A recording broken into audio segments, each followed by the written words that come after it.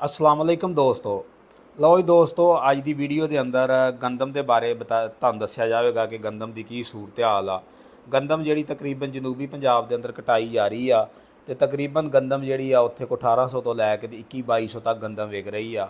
ਔਰ ਗੰਦਮ ਜਿਹੜੀ ਕੋ ਹਲਕੀ ਵਗੈਰਾ ਆ ਰਹੀ ਆ, ਨਵੀਂ ਦੇ ਅੰਦਰ ਆ ਰਹੀ ਆ 1800-1900 ਨੂੰ, ਔਰ ਜਿਹੜੀ ਚੰਗੀ ਖੁਸ਼ਕ ਗੰਦਮ ਆ ਰਹੀ ਆ 2100-2200 ਨੂੰ ਮੰਡੀਆਂ ਦੇ ਅੰਦਰ ਆਣ ਕੇ ਗੰਦਮ ਜਿਹੜੀ ਸੇਲ ਹੋ ਰਹੀ ਆ। ਔਰ ਹਰ ਜ਼ਿਮੀਦਾਰ ਨੂੰ ਪਤਾ ਵਾ ਜਿਹੜੀ ਮੰਡੀ ਦੇ ਅੰਦਰ ਢੇਰੀ ਕਰਕੇ ਗੰਦਮ ਵੇਚੀ ਜਾਂਦੀ ਆ, ਤਕਰੀਬਨ ਉਸ ਗੰਦਮ ਦੇ ਉੱਤੇ 200-250 ਰੁਪਈਆ ਇਜ਼ਾਫੀ ਖਰਚ ਆਉਂਦਾ ਵਾ।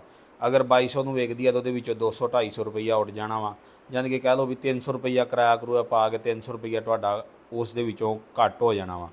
ਔਰ ਮਗਰ ਉਸ ਦਾ ਰਹਿ ਜਾਣਾ ਵਾ 1900 ਰੁਪਈਆ ਵੀ ਤੁਹਾਨੂੰ ਬਚਤ ਆਉਣੀ ਆ। ਆਇਆ ਕਿ ਇਹਨਾਂ ਰੇਟਾਂ ਦੇ ਉੱਤੇ ਗੰਦਮ ਵੇਚਣੀ ਚਾਹੀਦੀ ਆ ਕਿ ਨਹੀਂ ਵੇਚਣੀ ਚਾਹੀਦੀ, ਅੱਜ ਦੀ ਵੀਡੀਓ ਦੇ ਅੰਦਰ ਮੈਂ ਤੁਹਾਨੂੰ ਇਹ ਦੱਸਾਂਗਾ।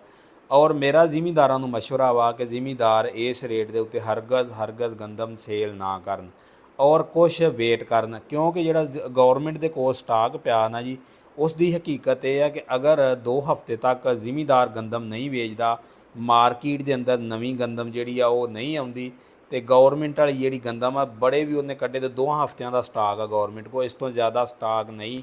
ਬਾਕੀ ਜਿਹੜੇ ਤਕਰੀਬਨ ਸਟਾਕ ਆ ਉਹ ਮਿਲਾਂ ਨੇ 2900, 2950, 2800, 2850 ਮੁਖਤਲਫ ਇਲਾਕਿਆਂ ਦਾ ਰੇਟ ਸੀ। ਇਹਨਾਂ ਰੇਟਾਂ ਦੇ ਮੁਤਾਬਕ ਜਿਹੜੀਆਂ ਮਿਲਾਂ ਨੇ ਉਹ ਕੋਟਾ ਚੁੱਕ ਲਿਆ, ਖਰੀਦ ਲਈ। ਔਰ ਹੁਣ ਮਿਲਾਂ ਦਾ ਜਿਹੜਾ ਧਿਆਨ ਆ ਫਲੋਰ ਮਿਲਾਂ ਦਾ ਵਾ, ਉਹ ਤਕਰੀਬਨ ਕਹਿ ਲਓ ਲੋਕਲ ਗੰਦਮ ਵਾਲਾ ਲੋਕਲ ਗੰਦਮ ਦੇ ਰੇਟ ਦਾ ਔਰ ਜਿਹੜੀ ਸਰਕਾਰੀ ਗੰਦਮ ਦਾ ਰੇਟ ਵਾ ਉਹਦਾ ਜਿਹੜਾ ਵਾ ਤਕਰੀਬਨ 600-700 ਰੁਪਈਏ ਦਾ ਫ਼ਰਕ ਵਾ। ਤੇ ਮੇਰਾ तमाम ਜ਼ਿਮੀਂਦਾਰ ਭਰਾਵਾਂ ਨੂੰ ਇਹ ਮਸ਼ਵਰਾ ਵਾ ਕਿ ਥੋੜ੍ਹਾ ਜਿਹਾ ਸਬਰ ਕਰੋ, ਕੁਛ ਨਹੀਂ ਹੋਣ ਲੱਗਾ, ਇਨਸ਼ਾਅੱਲਾ ਤਾਲਾ ਔਰ ਉਮੀਦ ਰਵੋ ਗੰਦਮ ਦਾ ਰੇਟ ਬਿਹਤਰ ਹੋਵੇਗਾ। ਮੈਂ ਇਹ ਵੀ ਨਹੀਂ ਆਂਦਾ, ਪੇਸ਼ਨ ਗੋਈ ਨਹੀਂ ਕਰਦਾ ਕਿ ਬਹੁਤ ਜ਼ਿਆਦਾ ਬਿਹਤਰ ਹੋਵੇਗਾ। ਤਕਰੀਬਨ ਕੋ 2800, 2900, 3000 ਰੁਪਈਆ ਰੇਟ ਬਣੇਗਾ ਬਸ਼ਰਤ ਇਹ ਆ ਕਿ ਅਗਰ ਜ਼ਿਮੀਂਦਾਰ ਸਾਰੇ ਡਟ ਜਾਣ, ਜ਼ਿਮੀਂਦਾਰ ਗੰਦਮ ਨੂੰ ਹਰਗਜ਼ ਸੇਲ ਨਾ ਕਰਨ ਔਰ ਗੰਦਮ ਜਿਹੜੀ ਆਪਣੇ ਸਟੋਰ ਕਰ ਲੈਣ।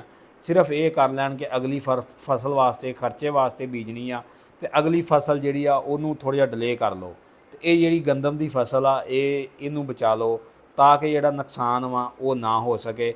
ਇਹ ਤਕਰੀਬਨ ਬਹੁਤ ਜ਼ਿਆਦਾ ਇਸ ਦੇ ਵਿੱਚੋਂ ਜ਼ਿਮੀਂਦਾਰਾਂ ਨੂੰ ਲੋਸ ਹੋਣਾ ਵਾ ਅਗਰ 1800, 1900, 2200 ਤੱਕ ਗੰਦਮ ਵਿਕੀ।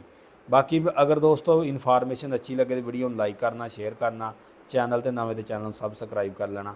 ਮਿਲਦੇ ਹਾਂ ਅਗਲੀ ਇੱਕ ਨਵੀਂ ਵੀਡੀਓ ਨਾਲ। ਓਕੇ, ਅੱਲਾ ਹਾਫਿਜ਼।